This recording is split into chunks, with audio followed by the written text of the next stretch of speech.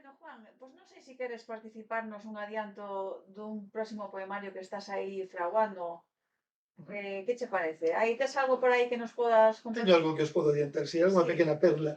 Moi ben, pois nada, procede se queres a súa lectura para irnos Son dos poniendo apetito. poemiñas, un titúlase Proencia, adicado á miña terra, Sober, Proendos, Proencia a denominación romana, non? Agora están eh, buscando, é dicir, nos restos, nas prospeccións arqueolóxicas, a existencia desa posible ciudade romana, que eu non teño dúbida de que existía aí e de que aí están as súas raíces e as miñas raíces.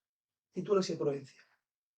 Polo confín sembrado de desexos, xiraron rodas de carros nas calzadas silentes de sedentarios pobladores, derrubando fronteiras, establecendo comunitas nas entrañas do castro senlleiro, érguense lanzas de honor, garfos campesinos, arestora prisioneiros consentidos. No outeiro deixan pegadas da conquista valerosa, oblación tras a victoria, inmensa noite nos tempos, previos á fundación, cun numen vixiante e superlativo na néboa. Aqueles que seguiron a fronte dun presente glorioso fixeron colmar estranas máscaras da amistade cos cautivos. É moi bonito, a verdad.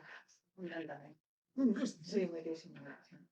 E ese outro que te... bueno, venga a falar sobre a dominación romana, os campesinos, pero volvendo un pouco atrás.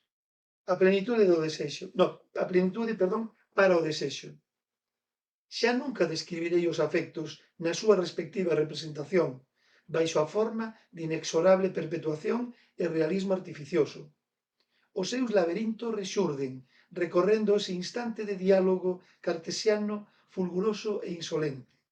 Cancelei a miña segunda existencia, con sombra e silencio, con tempo lixeiro nos límites da bella idea, prescindindo do final feliz, apelando á noción que corre paralela a un afecto dominante, que en tácita síntese se revela satisfactorio.